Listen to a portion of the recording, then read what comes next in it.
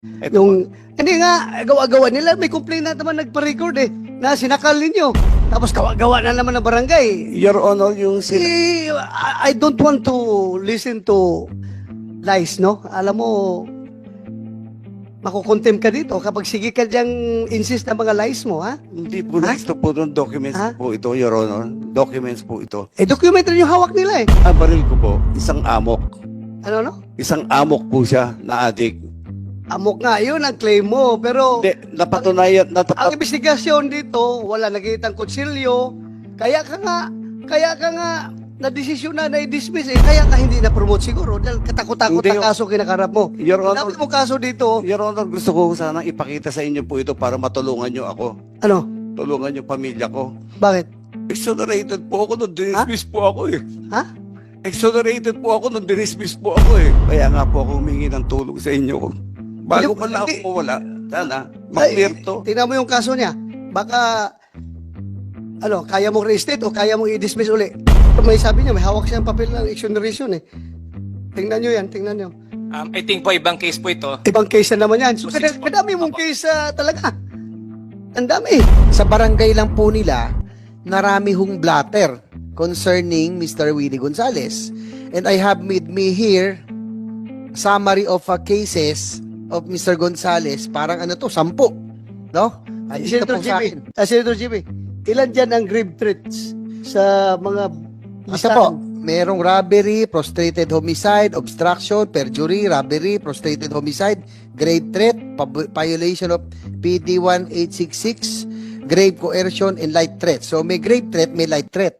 Ito pong nasa half screen po, Mr. Chair, are blatters, no, sa barangay po nila. Mukhang sa barangay nila, mukhang hindi rin maraming kaibigan si Mr. Gonzales. Siguro si Barangay Captain Kalma, kayo po bang barangay kung saan nakatira si Mr. Gonzales? Sino po? Kapitan Bimbo de la Cruz, ano pong barangay nila? Magandang araw po. Barangay Captain Berelio de la Cruz ng Barangay Quirino 3A. Saan banda yan? Saan banda yan, Kap? Sa Anonas po, sa Anonas. Quezon City. Doon nakatira si Mr. Willie Gonzales? Opo. Okay. Please answer the niyo po- question of Senator GB. Presidente niyo po si Mr. Gonzales Opo. sa barangay. Meron po bang mga issue? Talaga ito bang mga blatter na nakuha sa barangay? Sa inyo po yan?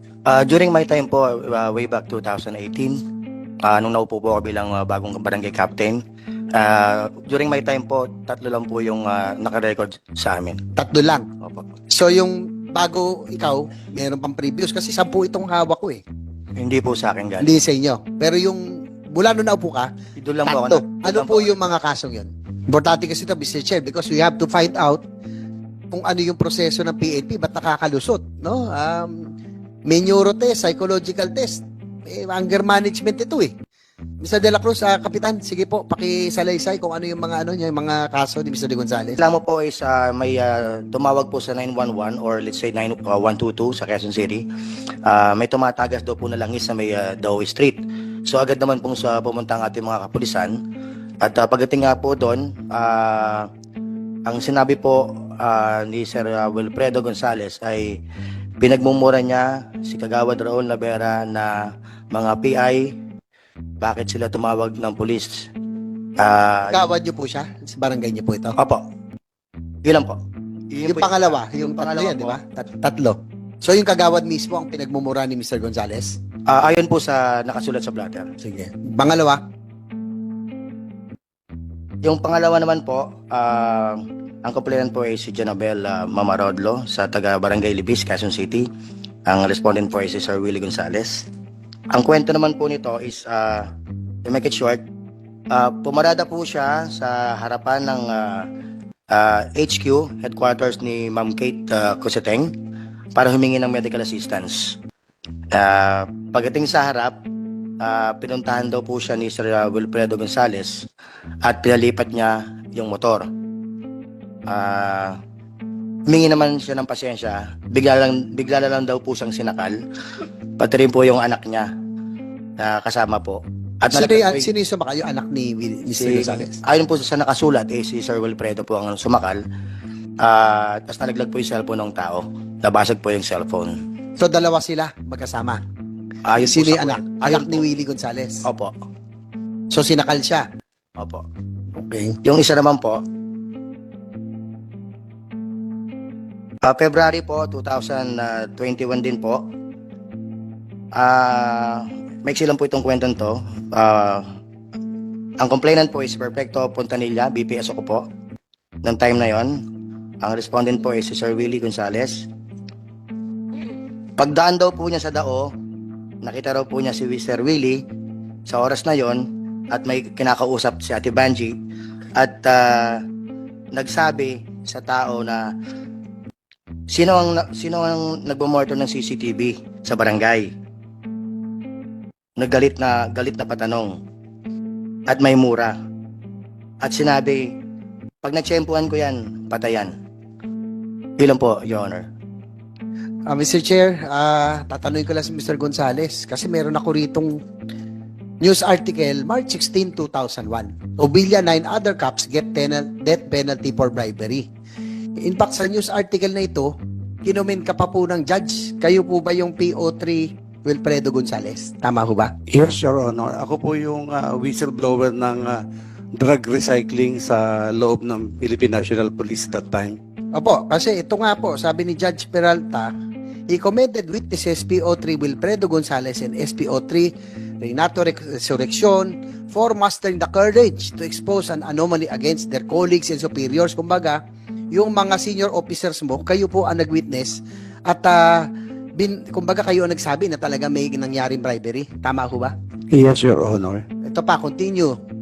Two men who were Obilla's subordinates had blown the whistle on the bribe. Gonzales testified that Obilla tried to give him 15,000 as his share but he refused to take the money. Without them, the anomaly could not have been unearthed and the perpetrators could have gone unpunished. Sabi po ni Judge Peralta. So, Sir Gonzales, may ginawa ka palang kabutihan noon. 2001. Pero nung nag-2018 hanggang ngayon, parang lahat na lang nangyari. Bakit? Ang dami mong kaso sa barangay pa lamang. What happened in that span? May ginawa kang kabutihan noon pero 20 years after, mukhang naiba yung karakter mo. Sige po. Your Honor, mabuti nga po na nabuksan po natin itong issue to. Mula po nung mag-whistleblower po ako, nabaril ang bahay ko, nasira pag-aaral ng mga anak ko, nahinto. Pero hindi po ako umatras. Sabi ni si PNP Mendoza doon, tsaka si General Aglipa, huwag kang atras kahit nang bigyan ka ng pera. May nag-bribe po sa akin ng 3 million. Sinorender ko po sa Station 9. Kila Colonel Ovilla po at Colonel De La Cruz. Pero hindi ko po alam na nanakawin lang po pala. Magbula po noon, katakot-takot na po ang naging kalbaryo ko po sa serbisyo. Kahit madami po akong medalya, tinutumbasan naman po ako ng 14 na kaso. Anong mga kalbaryo na pinagdaanan mo? Sa serbisyo? Kinasuhan po ako ng mga kung yung robbery po, hindi po ako po yan. Yung theft, hindi po ako po yan. Yung coercion, lahat po yan, dumaan po sa Congress nung araw. Dahil inihiring po yung complainant na may hines na alleged witness sana namin naging hostile po dahil nabigyan ng pera. So, kalbaryo, pinagsasabi mo, anong connection yung pagbaril mo, yung may nabaril ka na, saan yung picture nung binaril mo? Kasama ba ito sa kalbaryo mo dahil doon sa ginawa mong pag-testify against your Your Honor, superior? Your Honor, yung nabaril ko po, isang amok. Ano? Isang amok po siya na adik. Amok nga, yun ang claim mo, pero Hindi, napatunayan, ang investigasyon dito, wala nakikitang kutsilyo, kaya ka nga na-desisyon na i-dismiss dahil nga doon sa Your Honor, dahil dito sa investigasyon na ito. Your Honor, pwede ko po ituloy. Yes, go ahead. Sa RTC 77 po, dismiss po yung kaso niyan, acquitted po ako. At pagdating po sa... It doesn't mean na if-acquitted ka criminally, administratively acquitted ka rin. No, it doesn't follow because sa korte, sa criminal case, ang kailangan dyan is proof beyond reasonable doubt. Pwede po. Sa administrative is only preponderance of evidence. Yes, Your Honor. So yan ha, kaya you correct your Pwede ko, understanding ha? yes, Your Honor. Yeah. Pwede ko pong ituloy, Your Honor. Nagkaroon po ng full-blown investigation ito sa PNP. Uma-attend po kami ng hearing at ng abogado ko, si Atty. Bayubay, Kik, then Captain Dio. Uma-attend po ako ng hearing, nung summary hearing sa custodial unit po siya naka-assign, si Captain Dio. Now, Colonel Dio of ES daw po. Ngayon, 4 times, may receive po, may radio message, registered hindi naman po uma-attend po yung complainant ko. Nung malaman namin, kaya pala hindi uma-attend, hindi naman ata na ibibigay ng kamag-anak ni Ovilia, hinahatulan ng bitay. Alleged po yung dapat ibayad sa kanya para umattend. Kaya kung muna sa ating Calvario, sandali ha? Anong connection ni Obilia doon na ikaw nagbaril ng tao? kasi yung lawyer po na kila Ovilia po, yun po yung nagbabalak umattend nun doon sa summary hearing ko, pero hindi po tumuloy dahil hindi ho ata paid. So in short po, At least, oh, those are all your assumptions ha? Those are all your assumptions. Sige, go ahead. yes, Your Honor. After full-blown investigation po ito, after 4 hearings na hindi po uma-attend yung kabilang party, nag-request po kami kay Captain Dio at yung lawyer ko ng resolution. Kung anong resolution niya, dapat i-drop and close niya na po. Nagtataka po ako, ting pupunta po kami ng lawyer ko, sinasabi ni Captain Dio, he submitted his resolution to the IDM. But on 2013, I was surprised. One Colonel Pusana called me up and said, mag-submit ka lahat ng documents ng Huertas case. Mag-submit ka lahat dito ng Huertas case folder. Kasi wala akong hawak. Ako ang second summary hearing officer mo. Sabi ko po, Diretso tayo. Opo. Opo, Ilang beses ka na-dismiss sa serbisyo? dinismiss po ako meron po akong ditong desisyon nung May 30, 2006. 3 pong agency ng PNP ang nag-recommend sa akin ng dismissal, demotion of rank, etc., etc. However, meron po akong ebidensya na Ang tanong ko lang kung ilang beses ka na-dismiss sa serbisyo. Per your knowledge. na-dismiss po noong 2006 2006. using June 1 decision na hindi naman po ma-authenticate. Wala ka nang, tanong ko lang kung ilang beses ka na-dismiss. Noong 2006 po. 2006. Your Honor. Tapos reinstate ka. Opo, Your Tapos Honor. nakapag-retire ka 2016. Opo, Your Honor. Kailan ka naging pulis? July 8, 1990 po, Your Honor. 1990. Opo. Hanggang 2016. Yes, Your Nag-retire ka. Yes, Your Honor. So ang haba ng panahon na yun, hanggang nakapag-retire ka, ang ranggo mo payuan pa rin. Bakit ka hindi na-promote? Kasi ganito po yun. Alam ko naman, kasi ito nga ho, pakikita ko sa inyo. Kaya ka hindi na-promote siguro dahil katakot-takot Hindi, ang kaso kinakarap mo. Your Honor, Sabi mo kaso dito, Your Honor, gusto ko sanang ipakita sa inyo po ito para matulungan nyo ako. ano? Tulungan yung pamilya ko. Bakit? Exonerated po ako nung dinismiss po ako eh. Ha? Exonerated po ako nung dinismiss po ako eh. Hawak ko po yung authentic. Exonerated ka sa ano? Yung pinag-dismiss po sa akin na kaso noong 2006. Sa criminal case. Sa Exonerated ka. PNP po, sa PNP po, exonerated po ako, sir. Oh. Your Honor, Exonerated ka? exonerated po. Paano ka na-dismiss? Authenticated copy po ito. Tuloy ko lang po, sir. Sige, Pwede, sige. if I may. Pina-authenticate ko po ito.